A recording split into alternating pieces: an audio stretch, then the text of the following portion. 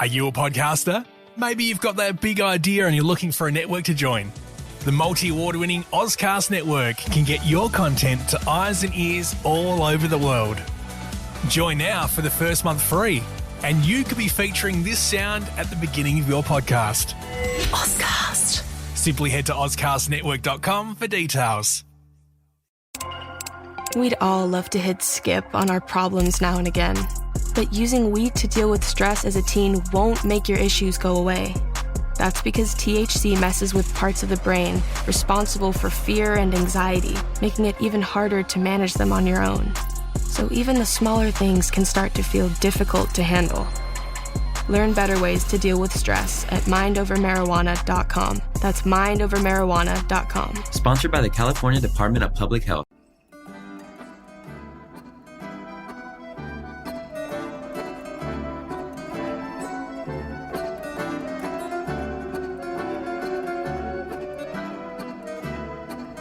Hello world, you're listening to Strategicon, your window to all things security and foreign affairs. I'm your host John Bruni. Joining us today for this special episode are Strategicon co-host and SIA associate David Olney and SIA research assistant Ms. Shahrezad. Afghanistan is unfinished business for the United States and the West. In many ways, the US experience in nation building has taught Washington that a political commitment to another country is more than simply the provision of soldiers, guns, and butter. It is about sustaining a single strategic narrative that can well span decades, or at least until local authorities are strong enough to forego its dependence on foreign assistance. If Rome wasn't built in a day, it is unreasonable to expect that modern Afghanistan can be established to a tight Western timetable. Today's Afghanistan still has many critical problems bedeviling local and foreign authorities responsible for the stability of the new Afghan state. Indeed, the Taliban have not been eliminated as a fighting force in over 15 years of foreign occupation and are making a comeback. And now, Islamic State, otherwise known as Daesh, has an active presence in Afghanistan too. Has the US-led counterinsurgency and counterterrorism mission failed? To discuss this and other matters, we are honoured to be joined today by Professor Albert B. Wolf, Assistant Professor in Political Science at the American University of Afghanistan, Kabul. He is also a regular contributor to the top Washington insider website, The Hill. We will discuss with him the history of America's involvement in Afghanistan, what's worked, what hasn't, and what the likely future of the West's commitment to Kabul may be in the coming months and years ahead. Before we start today's episode, I would like to remind listeners that Strategicon can be found on iTunes, SoundCloud, and our podcast on the Sage International Australia website, www.sageinternational.org.au. Thanks for joining us today, Albert. It's great having you live from Kabul. Thank you for having me. Now, we'll start off by just some general comments. I mean, by the end of Phase 1 of the US military intervention, toward the end of 2001, there was an expectation that the US would rebuild Afghanistan, racked as it was by the aftermath of 10 years of Soviet occupation, the Civil War, and the rise of the Taliban. Over some 15 years later, the Taliban are making a comeback and are looking quite formidable. Islamic State, or Daesh, are also now an established presence in the country. How do you rate the past 15 and a half years of the US and coalition presence in Afghanistan? If we look at it all together, I don't think you can see it as a success. In fact, I think that it's largely failed. Now, there's been some arguments, most notably David Lake, who teaches at UC San Diego, wrote a terrific book on state building. And he looks at the cases of Iraq and Somalia, and he points out that state building really isn't possible, largely because whenever a great power goes in and tries to build a state, it isn't, the state is not seen as legitimate. I think that some of that that has occurred in Afghanistan. Now, with the resurgence of the Taliban, part of that is obviously the fault of the United States pulling out in 2002, 2003 to focus on Iraq. The other thing is that when President Obama came into office, he promised a surge, and a lot of the Afghans that I talked to, bearing in mind that they are not a representative sample, were really disappointed about how short it was and basically how unsuccessful it was. Now, the emergence of Daesh or ISIS-K or ISIS Khorasan, as they like to call themselves, the conventional wisdom has been that they're kind of a flash in the pan, that they have not been as successful as the Taliban. They've been, kept to the east of the country, largely because of American airstrikes and to some extent by the ANSF. Then how has the drop in US military personnel in Afghanistan shaped the country's contemporary security outlook? Oh, it's in terms of their outlook, I can only guess because I don't know what Ashraf Ghani or Abdullah are thinking. But I do think that there's very little question that it's exacerbated a lot of the country's security problems. I mean, we've been at this now for almost 16 years, and there really isn't any sort of, state in the traditional Weberian sense to speak of. And so you're not only seeing the resurgence of the Taliban, but you're seeing greater Russian and Iranian support for the Taliban, which a few years ago would have been unthinkable. You're seeing, a lot of other countries get involved in sort of a great game for Afghanistan. Russia, Iran, Pakistan are just a few. China as well.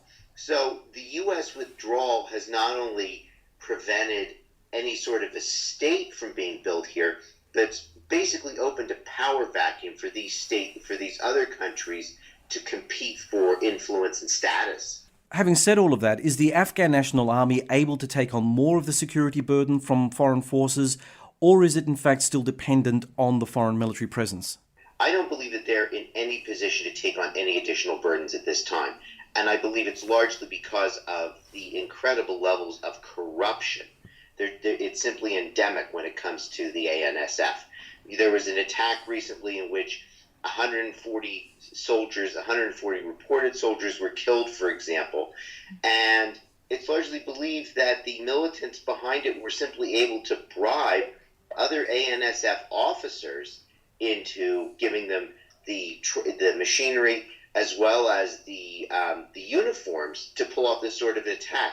They had to go through 6 separate checkpoints to do it. So no, I don't. Even though if you talk to many Afghans, the ANSF is a source of pride and support for them. They are not. You don't see people joining the ANSF to join in the fight. They usually want the United States to do it, for example.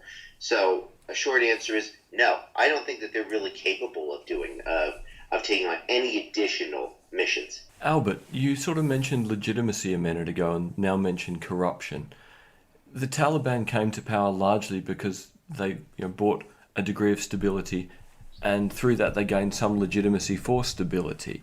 Is this really what is leading to their resurgence, that they are the only potential legitimacy and the least corrupt of the players? I think that there's a couple of things. I think that corruption does play into it. I was speaking to a colleague who is an Afghan a few days ago, and he basically made the point that you look at the major factions in the parliament or between the Ghani government and Abdullah, there's no major ideological differences. This is really a competition between rent seekers. With people like the Taliban, there is an ideological difference. That's one thing. The second, the Taliban is not viewed as being corrupt. The third, even though there have been some findings in places like Iraq that poverty does not contribute to individual support for terrorism, you do hear cases here and there that suggest that poverty has played a role in the Taliban's resurgence. For example, the Taliban is willing to pay individuals $200 a month, U.S. Now that doesn't sound like a lot to most Westerners, but to people in Afghanistan, that is a tremendous amount. So I think that those factors are largely behind the Taliban's resurgence. And the other thing, of course, is the foreign support that they're receiving and the greatly diminished American presence. It's interesting you mentioned poverty there, because I've just been teaching some stuff on Ted Robert Gurr's idea of expectations.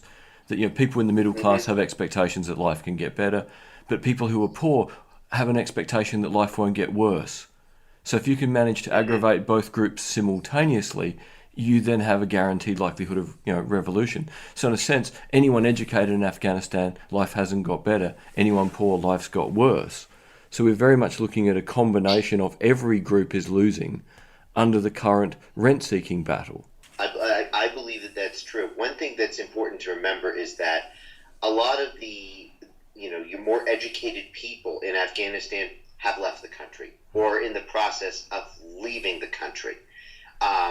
So they're going, if they have the money, they're going abroad to Western Europe or the United States to get to obtain degrees, and they tend to stay there. They're not coming back to Afghanistan to set up businesses, to teach, to help rebuild the country. It's playing a major role in this. And a lot of poor people, even though, given my situation, we're not a how can I put this? We can't mix with the general population as much as we would like. I think that it's a real struggle on a daily basis for them to, just to survive. So we're really seeing a hollowing out of the middle class like happened in Sri Lanka as things gradually got worse. That anyone who could leave did leave, and you're left with people who can essentially run an agrarian economy and people who will be the rent seekers on top and provide some form of security and almost no one in the middle. I can't speak to the Sri Lankan case as well, but I think that's generally accurate, yes. Since 9/11, the US has sworn to never again let Afghanistan fall into the hands of terrorist organizations. Is this still a valid construct for the remaining US coalition forces? And is their strategy valid, or should it change? And if so, how? There's a couple of questions there I want to take apart.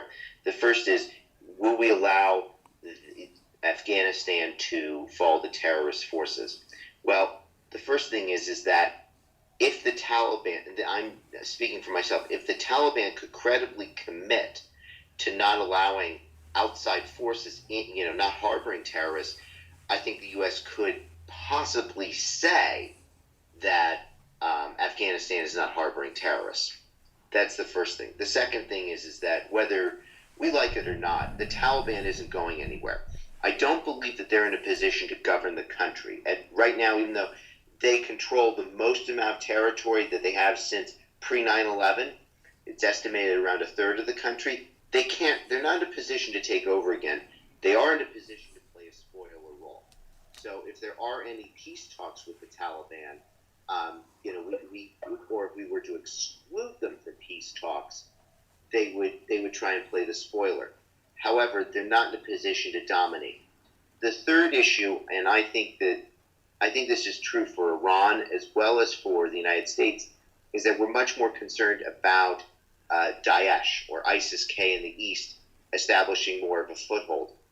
There was some concern about a year ago that Daesh and the Taliban were forming a series of almost local alliances in which they wouldn't compete with each other. Now, some have fallen through, but I think that the bigger concern is about ISIS.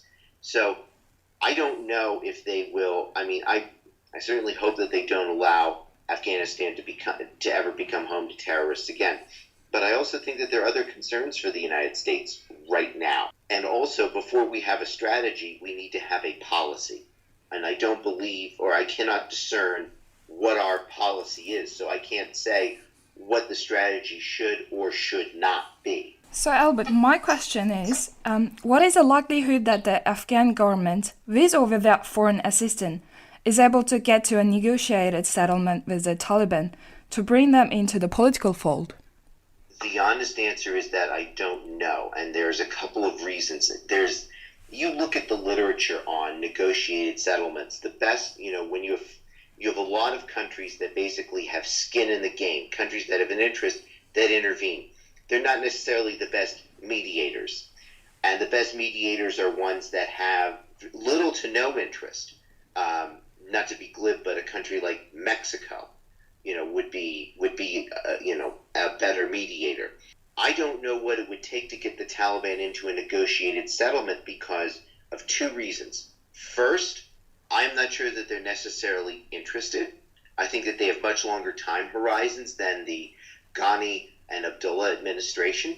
The second is that I don't believe the Taliban is a unitary actor. I think that there is jockeying for position that's going on within the Taliban, and that makes it tough to get any sort of negotiated settlement. It's tough enough when you're dealing with a unitary actor, but when there's factionalism, I think that makes it even more difficult. Albert, I just finished reading Graham Wood's book, The Way of the Strangers, about ISIS, and this idea that ISIS really are taking the idea of strangers to heart. We are strangers from each and every other group. We are the ideal and only, stream of radical Islam. Is this likely to be appealing in Afghanistan after so many decades of mayhem? Is it a point now where traditional cultural links aren't delivering and that this will be part of the appeal for such a radical perspective? I'm not familiar with that particular book.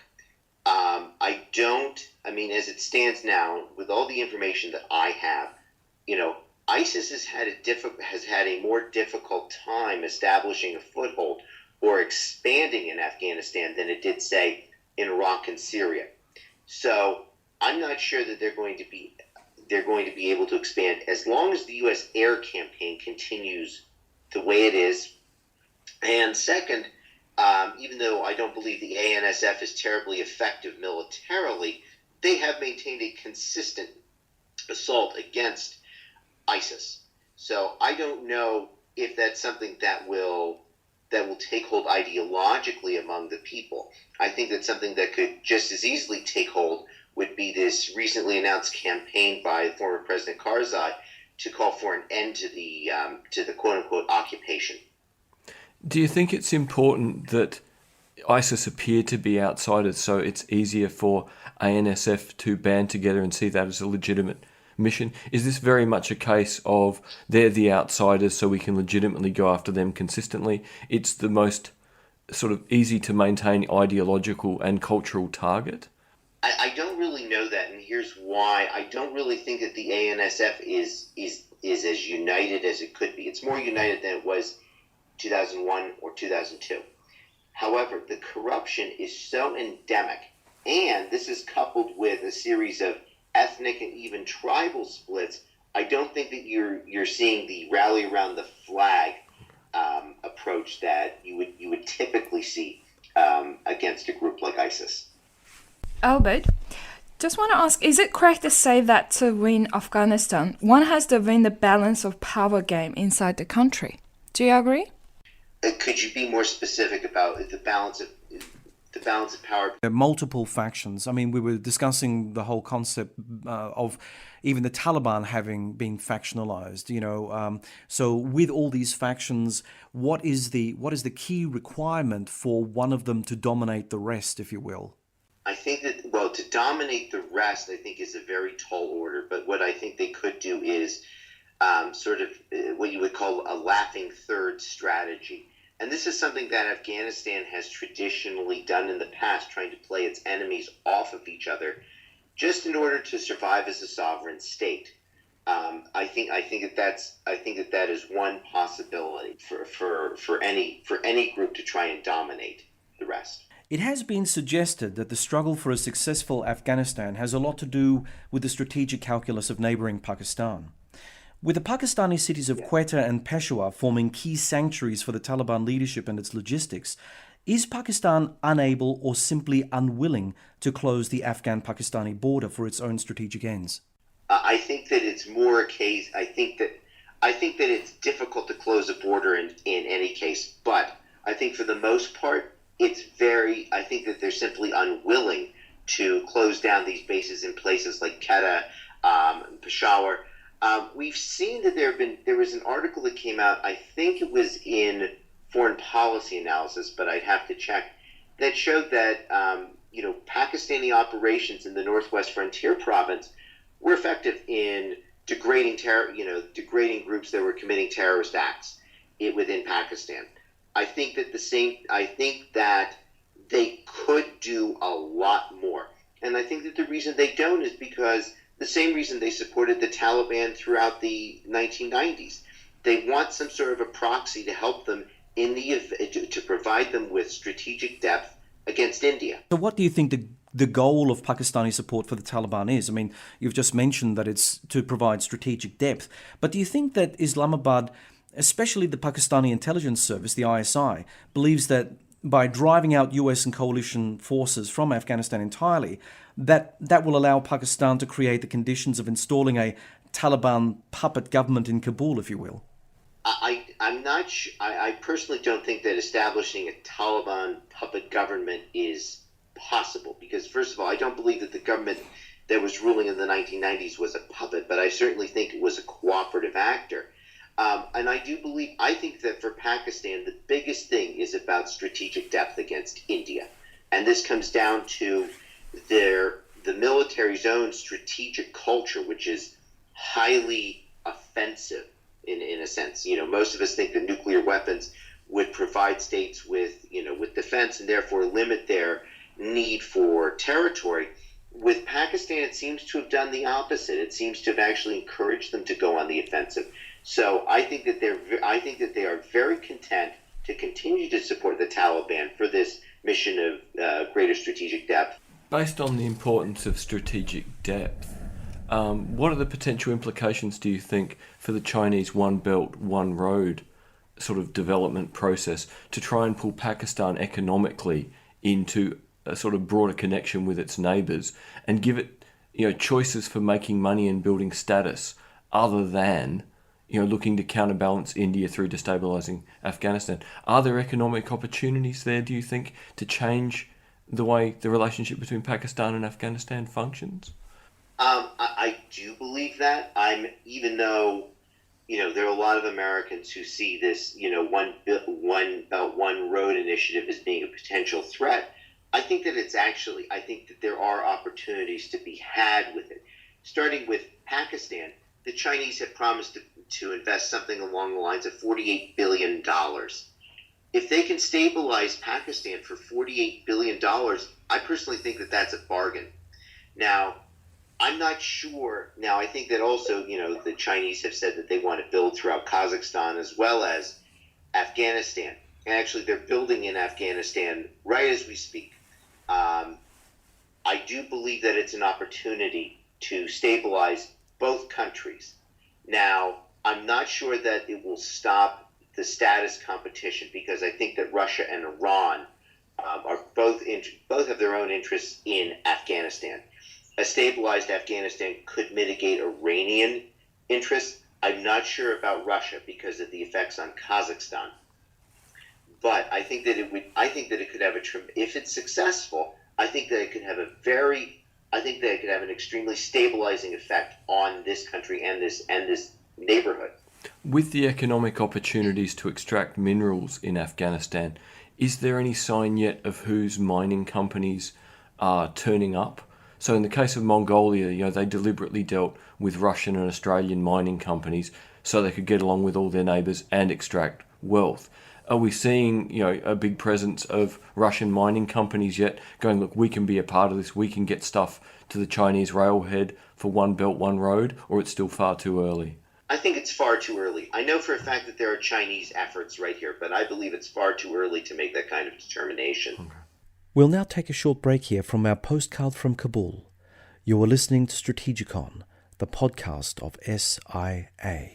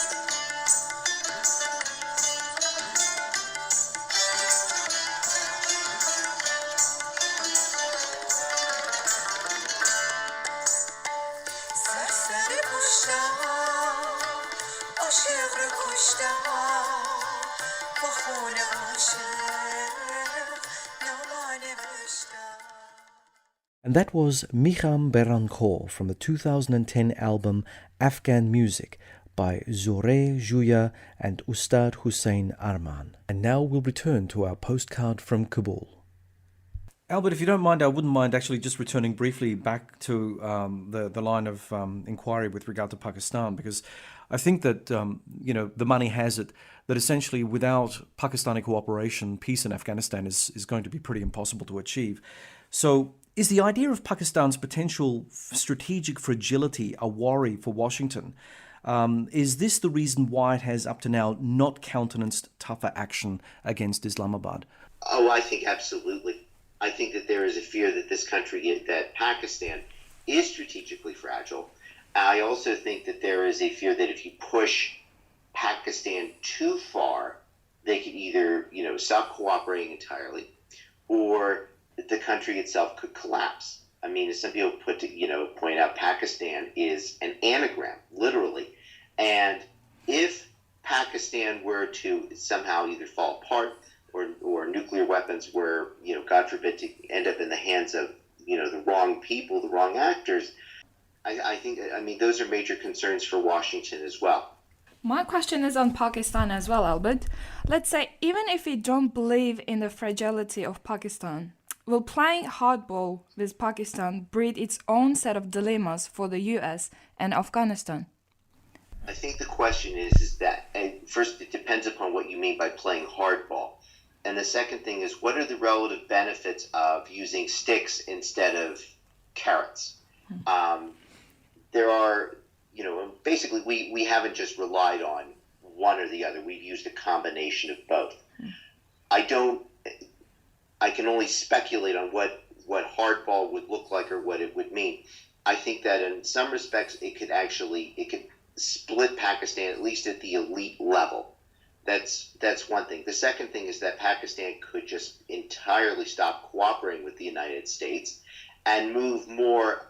Pakistan's always had an alliance with China, for example. They could move even closer to the Chinese camp. So those are a couple of options. Now, we could talk more about individual instruments that could be used against Pakistan, and try and figure out what would work better. But I don't believe that a complete hardball approach would be effective. I think that the United States and Pakistan are in some ways inextricably linked to one another. The only problem, of course, is the presence of China. China offers Pakistan a bit of an out in many ways. I mean, if Pakistan was fully dependent on the United States for weapons, for instance, that would be one thing. But we know, of course, that Pakistan gets a lot of its weaponry now from China. Similarly, from an economics perspective, China does provide Pakistan a lot of economic goods as well, which then shows that Islamabad does have choices. So will that actually by itself mean that it's almost going to be impossible to strong-arm Pakistan because it has the choice of China to depend on? I think that I think you're generally right. I think that the only available alternative, at least for the Trump administration, is to attempt to pursue a policy with China vis-a-vis Pakistan that's analogous to what it's trying to do with North Korea. I'm not entirely optimistic that would work. But I think that would be the United States' only bet, or to work with China in some way to stabilize Pakistan. And in that respect, the United States would benefit greatly from this One Belt, One Road initiative. I do believe that, Chinese investment in Pakistan, if they invest to the extent that they said they would help stabilize that country. Now, it's important to remember China has made promises like this in the past, but it seems like President Xi is quite serious about this initiative. It's incredible how serious he is. We sort of have a lot of discussion in Australia at the moment that there'll be a railway line to Singapore potentially within 3 years from China as a consequence of how serious they are. Now, last year the first train ran non-stop from Beijing to Iran. If Iran is potentially drawn into this growing economic community too, and Pakistan is drawn in, what happens for Afghanistan in the middle of this? The major players either side of them essentially have better economic circumstances. Can they leave Afghanistan to its own devices to some degree? Or is the need to create havoc in Afghanistan still necessary to sort of stabilize, the Pakistan-Indian relationship, the Iranian-everyone relationship? Is Afghanistan being a mess almost a strategic necessity for everyone? I don't think that it would be a strategic necessity for a couple of reasons. The first is that I do believe that the actors in the area, we talk about Iran, we talk about Pakistan, we talk about China, we talk about Russia, they're simply taking advantage of the chaos that's there. Some people have spoken of a quote-unquote Finlandized Afghanistan, which I don't really think is a realistic option. A stabilized Afghanistan that's integrated into this One Belt, One Road initiative that reaches all the way to Iran and maybe even further, could allow each of these regional parties to basically get what they want peacefully. I mean, we take Iran, for example. Iran isn't backing the Taliban for ideological reasons. They're backing them basically because they want access to Afghanistan's water. They want to use it as a hedge against the United States, and they want to use it as a counterbalance against Daesh. So with the case of Iran, I mean, if you could do things more peacefully, it would simply be more cost effective. So let's say from a regional perspective, apart from Pakistan, which countries will be a good allies of the US-led coalition and the Afghan government to clamp down all the political violence? At this time, I don't really think that there are that many allies that the U.S. can work with. Possibly Uzbekistan, but even Uzbekistan has interest in Afghanistan because they want to maintain the trade, that trade route in the north of Afghanistan, south of Uzbekistan. I don't think that the U.S. has a lot of options. The only other option available would be India, which, I mean, has obvious benefits. The Indian army is large and is militarily effective. And the other thing is that it's a good hedge against China and Pakistan. Are there trade deals being signed and developed with Afghanistan's sort of northern neighbours? Are the Astans working out ways to do business with Afghanistan and normalise economic relations? Or is it still very much a sort of scarce and under sort of developed area? I personally have not heard of any trade deals. I do know that, the major trading partner, in Central Asia is Uzbekistan right now. Albert, can you unpack for us some of the issues surrounding Russia's current involvement in Afghanistan? I think that Russia's involvement in Afghanistan is actually the same as it was, or I should say, let me rephrase. I think that Russia's involvement or interest in Afghanistan is very similar to what it was in the 19th century, what it was in the late 70s and 1980s. I think that, first of all, they do view Afghanistan as, either part of the near abroad or on the periphery of their near abroad. And simply, they don't want to see instability there. Second, I think that Russia is genuinely concerned about Islamic fundamentalism. And like the Iranians, they view ISIS as being much more of a threat than they view the Taliban, for example. The other thing is that I do think that part of this has to do with their calculations vis-a-vis China. China, with its One Belt, One Road initiative, extends influence in states like Kazakhstan. That would create a zero-sum game with Russia. So I think that those are some of Russia's interests at play right now. Albert, let's go back to the US for a second. Let's say President Trump's State Department is suffering from a chronic understaffing in many senior areas. How do you see this play out regarding coordination between state and Pentagon personnel in Afghanistan? There's two issues there, but the understaffing is an issue not just for Afghanistan and Pakistan. It's an issue across the board. I mean, the Trump administration, I believe, has had the slowest set of confirmations just for the cabinet. Getting the positions filled for the sub-cabinet usually takes most presidents some time. The Trump administration seems to be taking an abnormally long amount of time just to nominate people. So I think that their option is to either rely on holdovers from, let's say, the Obama administration, or to leave those positions empty leaving the positions empty just makes it, just makes it that much harder to form any sort of deal, to do any sort of work on these issues. So what's really happening on the ground as a consequence of that is that we're just in a stasis position, nothing is happening. So while China and Russia are busy, it appears that the US can't take action in the area. Is that essentially where we're at the moment? I think that that's generally correct. Now President Trump, his two senior advisors, the National Security Advisor H.R. McManus, and H.R. McMaster, and Defense Secretary Mattis announced that they were considering a 3,000 to 5,000 troop increase, a mini surge, if you will, in Afghanistan. But right now, but 3,000 to 5,000 troops isn't going to do a heck of a lot.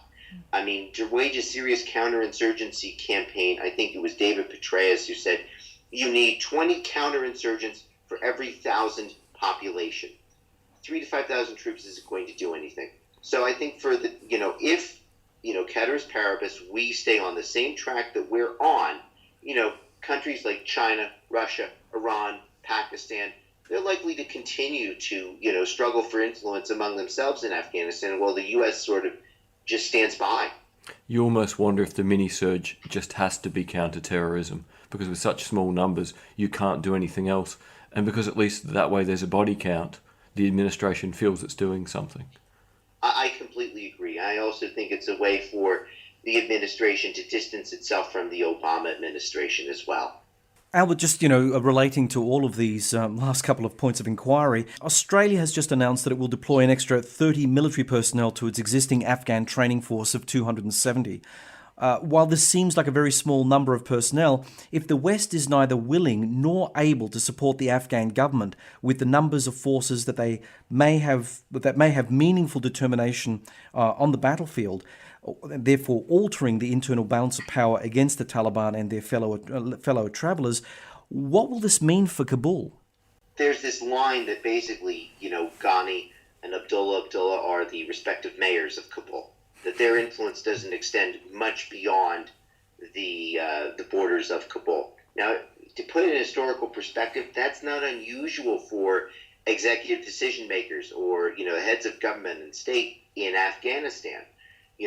There is, usually they've governed, they've had the central government, and then Afghanistan has basically been a loose confederation in which, at the municipal level, there's been a lot of self-governance, but in alliance with the central government. However, I do think that there is a keen possibility that the government, if not overrun, which I still think is a bit of a ways off, could have its power and influence continually chipped away at, so that an ineffective government could be rendered even more paralyzed than it already is. So in a lot of ways, it looks like Kabul 1975. Yeah, that's a good analogy. I mean, if you look at Kabul before the 70s, as I said before, the central government ruled in concert with local municipal authorities. It didn't have the type of, top-down structure that we associate with, modern Bavarian states. So, Albert, is there anything else you'd like to add? Basically, I felt that, the 3,000 to 5,000 troops won't do much. And I feel that a better strategy is to pursue deterrence and containment of the Taliban right now. And basically, I've gone through and I've looked at, I have an op-ed in the Hill newspaper on this that came out last week. And basically what I argue is that you look at the alternatives, we talk about something like unilateral withdrawal. That's usually been unsuccessful. We look at the couple of cases where Israel has done this in Lebanon and in Gaza. If we look at, it just has not been successful for states when they pull out unilaterally. We can look at a full-on counterinsurgency campaign, but quite honestly, I don't think that there is the public support for this in the United States right now. So, and there is a literature that suggests that terrorists can be deterred. So, I would suggest that we do two things. One, we contain the Taliban to the areas that it's located, namely the third of the country it controls. Two, that we use a strategy of deterrence. Namely, if they attack, whenever there is an attack, the Taliban has been focusing more and more of its attacks on government targets than civilian ones, that, through a combination of through the use of covert intelligence, the Afghan government make an effort to strike back rather than simply pulling away. That's what I think is the better strategy to use at the present time. This reminds me a little bit of sort of 1987 in Afghanistan, where Gorbachev sort of says to the Red Army, no more offensives. Hold your ground, don't look for fights, but if someone starts a fight, end it. So in a sense, is there a good lesson, do you think, in the Soviet experience, that this might be a way to say, our space, your space, let's leave each other in peace, but don't push the boundaries? Determining what exactly it means to destroy the Taliban. So I think it's a very good analogy for that. I think that there's been a lot of good analogies from the Soviet experience, as well as the American experience in Afghanistan. I mean, they don't call it the graveyard of empires for nothing. That's very true. There is one problem, of course, and that is if you leave the Taliban in place, there is the longer-term option of them legitimizing and consolidating their hold over the territory they currently have, which means the likelihood of the Taliban not being part of any sort of national government of unity into the future is very slim. You're going to have to deal with these guys at a political level, right? Absolutely. I mean, I do think that a policy of deterrence and containment is the best option for the time being. And the hope is, and I believe that this is some of the reasoning behind the Trump administration's, idea of having a 3,000 to 5,000 troop surge, is to simply raise the cost of conflict. If containment and deterrence can do that, I think you can get a more favorable settlement. I don't know what a government of national unity will look like with the Taliban. I'm sure you've kept up with the news. I know you've kept up with it, but one of the biggest warlords in Afghanistan, Gulbuddin Hekmatyar, has he's been in the process of basically joining the Afghan government.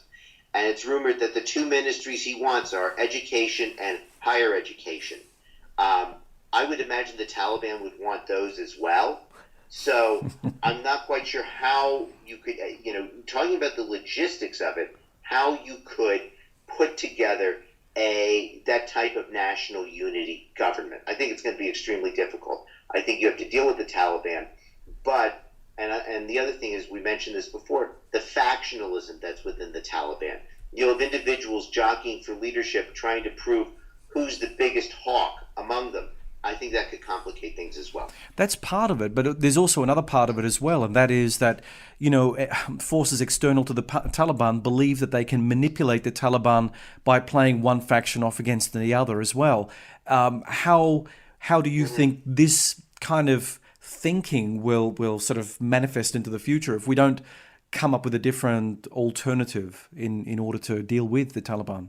The truth is that I can't give you a definite or very risky prediction on that. I do believe that you're seeing, it's well known that not only are Russia and China dealing with the Taliban, but not only Russia and Iran, but China's dealing with them as well. I think about a year ago there was a Taliban delegation to Beijing.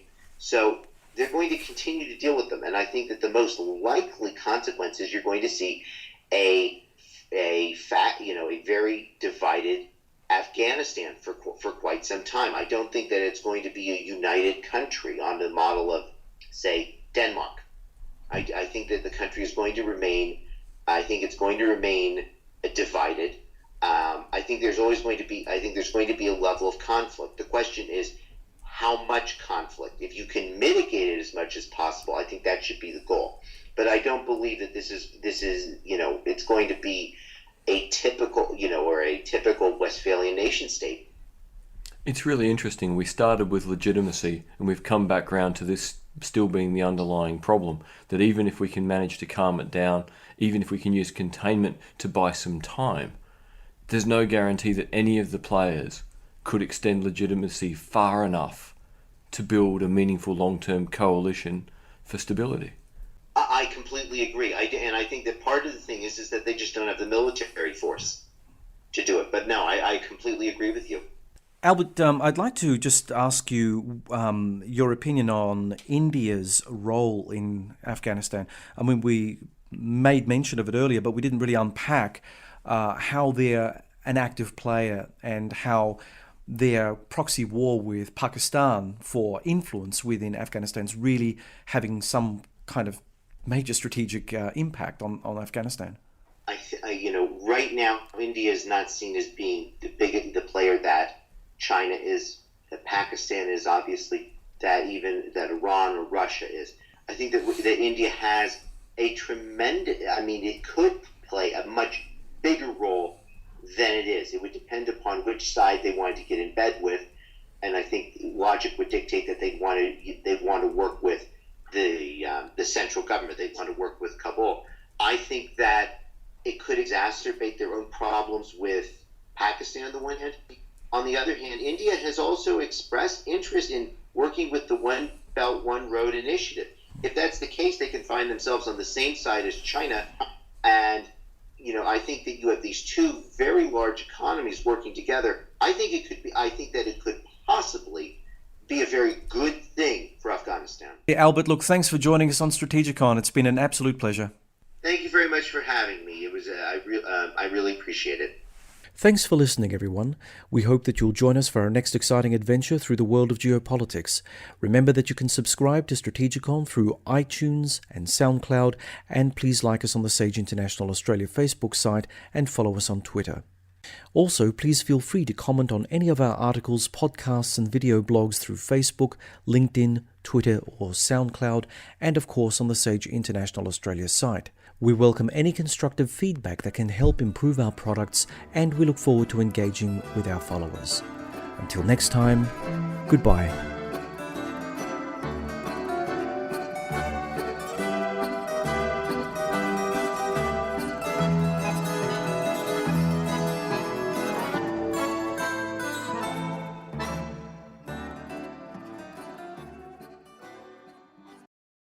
Connect with your potential customers wherever they are. Effective uses Comcast viewership data insights to combine advanced targeting capabilities with premium TV and streaming content, so you can deliver the best ad experiences to your audience no matter how they watch. Visit EFFECTV.com. Are you a podcaster? Maybe you've got that big idea and you're looking for a network to join. The multi-award-winning Ozcast network can get your content to eyes and ears all over the world. Join now for the first month free, and you could be featuring this sound at the beginning of your podcast. Ozcast. Simply head to ozcastnetwork.com for details.